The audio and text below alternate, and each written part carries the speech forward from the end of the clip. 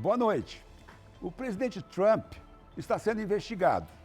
Ele se propunha a construir uma torre em Moscou e daria um dos apartamentos de 50 milhões de dólares para o presidente Putin, desde que o aprovasse. O premier israelense Benjamin Netanyahu está para ser indiciado, acusado de suborno, fraude e corrupção. Este ano foram presos os ex-presidentes Lula e o sul-coreano Park Geun-hye. O sul-africano Jacob Zuma teve que renunciar. E no Peru já caíram 3 ex-presidentes. Uma celebridade brasileira no mundo automotivo, Carlos Ghosn, da Renault, Nissan, Mitsubishi, está preso no país que o teria até como presidente, o Japão. O presidente Temer passará o cargo e logo terá que se defender das denúncias de que recebeu dinheiro impróprio. Já temos vários políticos importantes condenados, cumprindo pena. E virão mais por aí. Paro aqui, que a lista é enorme e crescendo. Quero agora apresentar nosso convidado desta noite, o autor da primeira e única enciclopédia sobre corrupção no mundo, lançada em 5 volumes nos Estados Unidos em novembro. O procurador federal de Justiça e professor universitário, Judivan Vieira. Tanto interesse ele despertou que foi convidado a dar palestras na Universidade de Colômbia, em Nova York, e em outras instituições americanas. Vamos conversar com o paraibano Judivan Vieira, que está em nosso estúdio em Brasília, a capital de um dos países mais bem colocados no ranking da corrupção mundial. Professor Judivan, a sua enciclopédia é uma obra aberta. Nunca será concluída, não? Olá, boa noite a você, Moisés, aos seus telespectadores. Não, nunca será concluída, porque a vida é um eterno caminhar para frente, né? Quem entende, reflete um pouquinho sobre a evolução, sabe que o homem, o ser humano, ele vai se acomodando, criando novas cascas e evoluindo. A corrupção também é assim. Por ser um fator ou um fenômeno humano, ela vai se amoldando como a água se amolda a qualquer recipiente. Eu acho que a corrupção, ela caminha junto com o homem, como a sombra caminha junto com o corpo. É uma boa metáfora. Eu tenho curiosidade de saber quanto tempo foi preciso para escrever esses 5 volumes e o que cada um contém. Eu tomei da minha vida, fiz um investimento de 7 anos. Foram 5 anos concluindo um doutorado na Argentina e viajando por dentro dos países membros do Mercosul, quer dizer, Brasil, Argentina, Uruguai, Paraguai e Venezuela. E diga-se de passagem, Venezuela numa época que Hugo Chávez estava vivo. Eu fui pesquisar em loco dados nos 3 poderes de 4 nações, com exceção da Venezuela, porque eles têm 5 poderes constitucionais. E lá foi, logicamente, onde eu tive mais dificuldade, porque a assessoria do Hugo Chávez não me permitiu acessar a biblioteca do Poder Executivo e nem também consegui dados do Judiciário, porque é fácil de entender nessa crise latino-americana em que a Venezuela se encontra, que eles não queriam liberar dados, mas mesmo assim eu consegui, através de contatos pessoais, e eu até diria sigilosos, dentro do poder legislativo deles, os dados que eu coloquei nessa coleção. Quando eu terminei o meu doutorado em 2012, fui fazer um curso de pós-doutorado na Universidade de Roma, na Universidade Tor Vergata, sobre tradição civilística e direito comparado, e aí aproveitei os estudos, aprofundei mais um ano. Ao todo, foram 7 anos para concluir esse projeto da primeira e única enciclopédia do mundo sobre corrupção. Agora, Judivan, o telespectador encontra a enciclopédia para comprar aqui, em português, no Brasil? Ela está nas livrarias? Encontra. Se ele não conseguir, porque infelizmente nós estamos também numa crise no setor livreiro, não é? Que várias livrarias fechando as portas, e talvez isso com culpa dos dois lados. Culpa da ganância que a gente tem no Brasil, porque a carga tributária é exorbitante, isso também se relaciona com a corrupção, porque é um país onde você desvia muito dinheiro, você tem que criar muito tributo. Aí a gente vai passar a vida inteira como o cachorro correndo atrás do rabo. O governo cria muito tributo, o empresário sonega muito. Resultado, o povo sofre. Porque comida é caro, livro é caro, e entre livro e comida, ninguém vai deixar de atender as necessidades do estômago. Agora, Mas encontra. Se você quiser comprar até de mim mesmo, meu escritório pessoal aqui em Brasília, é remédio para sua casa, livre de taxa de correio. Basta escrever para assessoria.judivan@gmail.com. Judivan, você tem algum site na internet que trata desse mesmo assunto?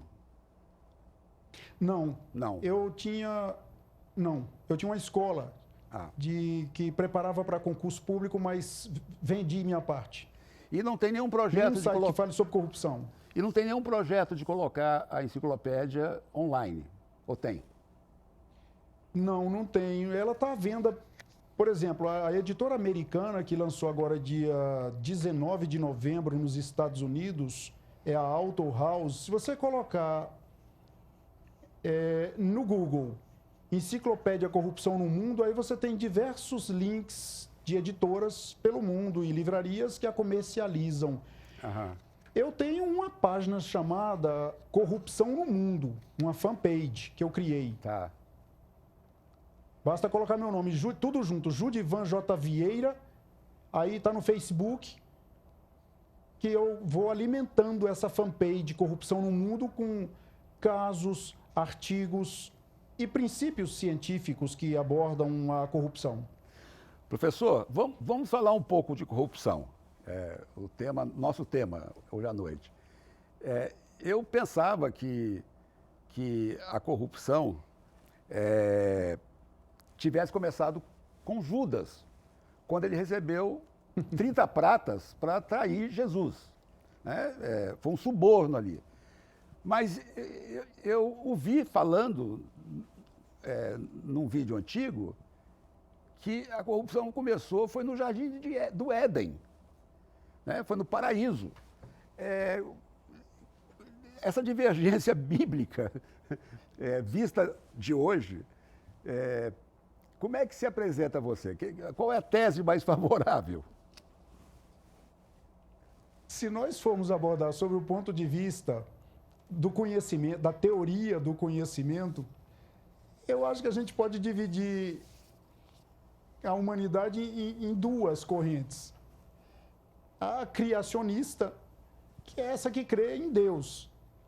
Um Deus, seja ele quem for. Os Vedas creem em Krishna e Arjuna, seu discípulo. Os islamitas creem em Maomé. E Alá, né? Claro, Alá. Os cristãos creem em Jeová e em Jesus. Então, nós vamos ter, por exemplo, antes do islamismo na Pérsia, a religião prevalecente era o zoroastrismo. E aí segue. Então, se nós formos analisar sobre o ponto de vista da civilização ocidental cristã, onde você vai partir do Pentateuco, os 5 livros de Moisés, Velho Testamento, associado ao Novo Testamento, aí nós temos que entender que a corrupção não começa nem no Jardim do Éden. Começa no céu, quando Satanás quer dar um golpe em Deus. E esse início da corrupção pode ser, perceptível nas outras religiões? Você sabe que no zoroastrismo, que inspirou um pouco dos 10 mandamentos, hein? Olha, é interessante isso. Quando você pega os mandamentos de Zaratustra, você observa que são quase os mesmos 10 mandamentos do Pentateuco. E ali está cheio de recomendações contra a corrupção humana. Primeiro, você tem que fazer uma relação interessante. Em todas as religiões, você vai ter Deus, seja esse Deus quem ele for, como uma figura do legislador. os mandamentos como a figura da lei.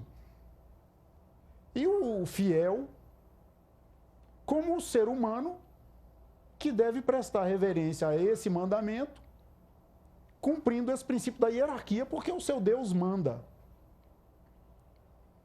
Aqui entre nós, na civilização cristã ocidental, Lucifer, que era anjo de luz, não gostou muito dessas recomendações divinas de Jeová e bolou o primeiro golpe de Estado.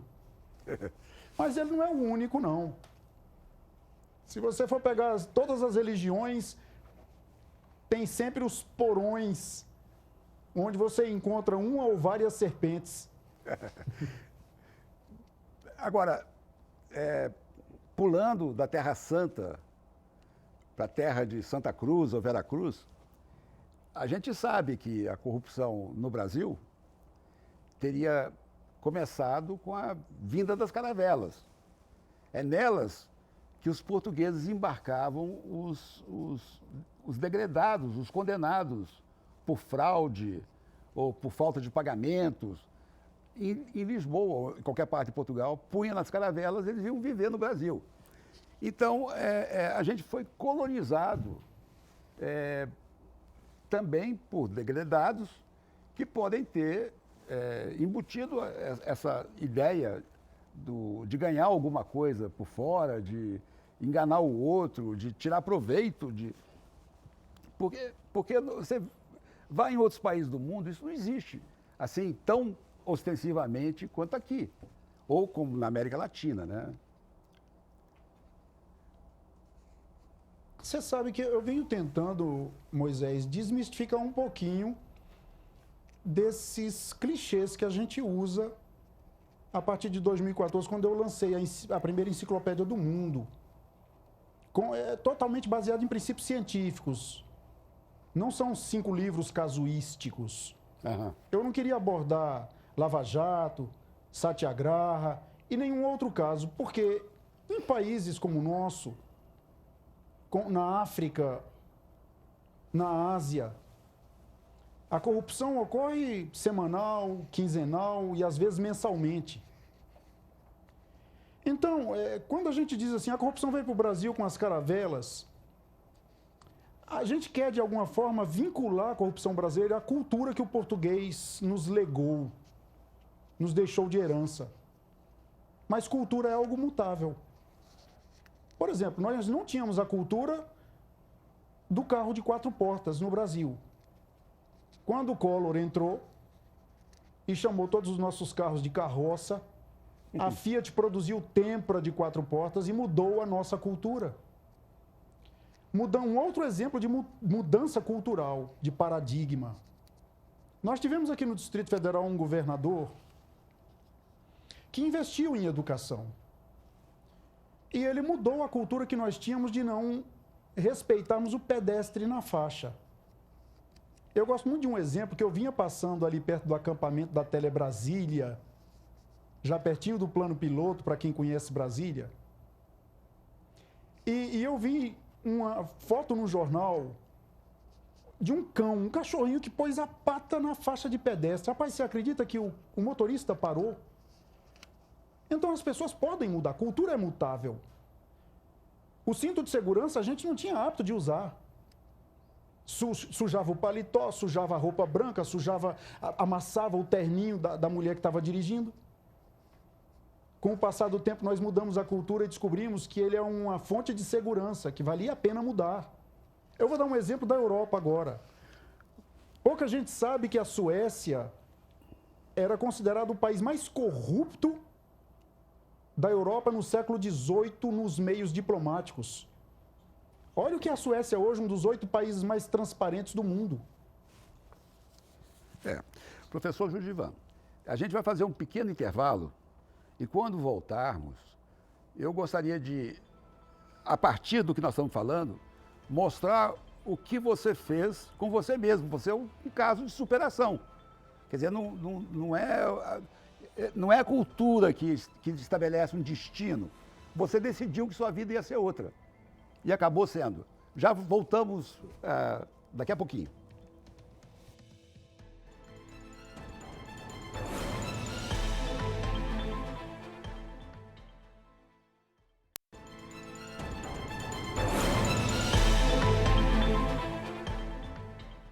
Um Olhar sobre o Mundo está de volta. A gente conversa hoje com o Procurador Federal de Justiça e professor universitário Judivan Vieira, autor da Enciclopédia da Corrupção no Mundo. Quando interrompemos para o intervalo, o professor estava demonstrando que cultura não é necessariamente destino.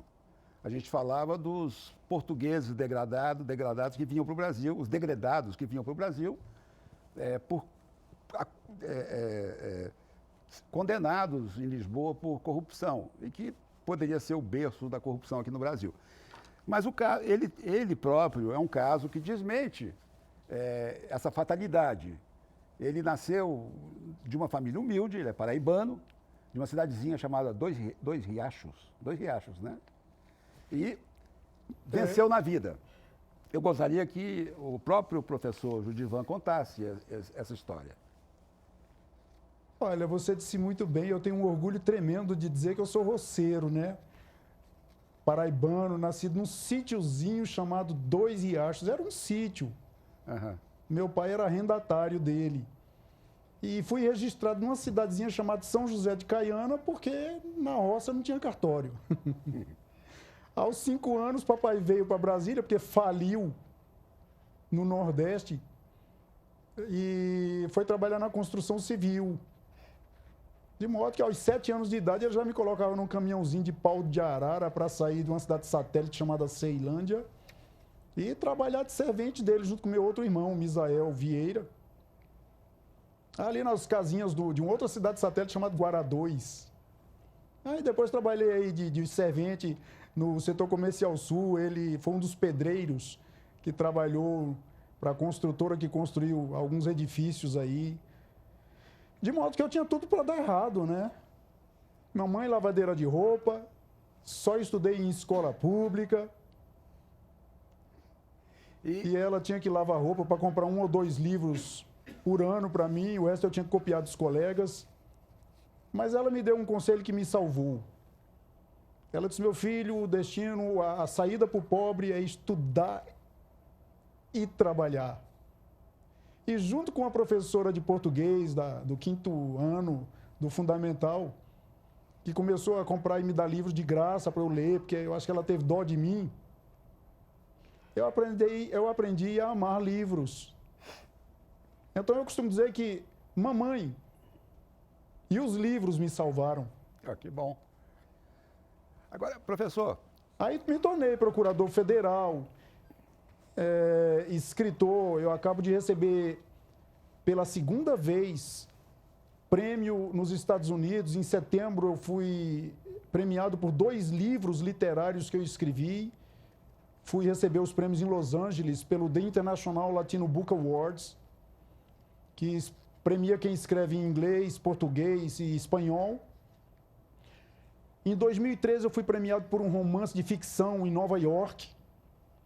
E um mês atrasado eu fui a Paris lançar um livro meu traduzido ao francês. Então eu costumo dizer sempre para os meus alunos, até quando eu dava aula, porque eu estou me dedicando muito à carreira de escritor e sobretudo de procurador, que eu amo, né? Procurador federal da AGU. Eu sempre disse para os meus alunos: se eu pude, vindo da miséria socioeconômica, você que me ouve também pode. Eu sei que às vezes o Brasil não fornece os meios adequados, porque falta tudo nas escolas, o apoio aos professores, mas a gente tem que aprender a lutar contra tudo e contra todos. Manter o sonho aceso e confundir a vida com o próprio sonho. Pode dar certo. Professor, no seu dia a dia, você trabalha contra a corrupção, os seus afazeres diários te colocam no confronto com a corrupção? Fora da aula, fora de escrever livro? Sim? Todos os dias. Porque eu estou na Advocacia Geral da União há 22 anos. Sim. E desses 22 anos eu tenho sido coordenador de cobrança e recuperação de créditos da dívida ativa da União. Fui coordenador, pedi exoneração ontem, porque cansei. Mas coordenador de assuntos administrativos na área de licitações e contratos, que é uma área muito sensível. Então, eu me coloco, sim, como uma pessoa que zela pela probidade pública todos os dias na Procuradoria, no meu cargo de Procurador Federal. E vou lhe dizer uma coisa até que para muita gente causou estranheza. Eu vejo a ética como algo que você deve amar, agregar à sua vida. Todos os fins de ano, escritórios de advocacia mandam livros de presente para os procuradores. E eu guardo os memorandos que eu escrevi devolvendo, porque o Código de Ética dos Servidores Públicos permite a gente receber presentes até R$100. Não importa o que eu receba. Eu dou uma olhadinha na internet, no mercado, e se aquilo passa de R$100, eu faço um memorandozinho e devolvo. Ou sugiro doar para alguma biblioteca. As pessoas me têm como um pouco radical por esse procedimento. Que não mas eu durmo não é muito o que, tranquilo. não é o comum, né? As pessoas saem do poder com caminhões de mudança. Mas eu queria tirar uma dúvida ainda, que resta para mim. A gente tem vários cálculos do valor da corrupção mundial. Eu estou com agora uma cifra aqui que diz que é de 1 trilhão e 500 bilhões de dólares. Antigamente a gente falava em 80 milhões, bilhões, depois subia, mas agora essa cifra, que é uma cifra oficial, que está sendo repetida, é bastante, 1,5 trilhões. Dá para fazer uma porção de coisa com esse dinheiro para os necessitados do Brasil, né?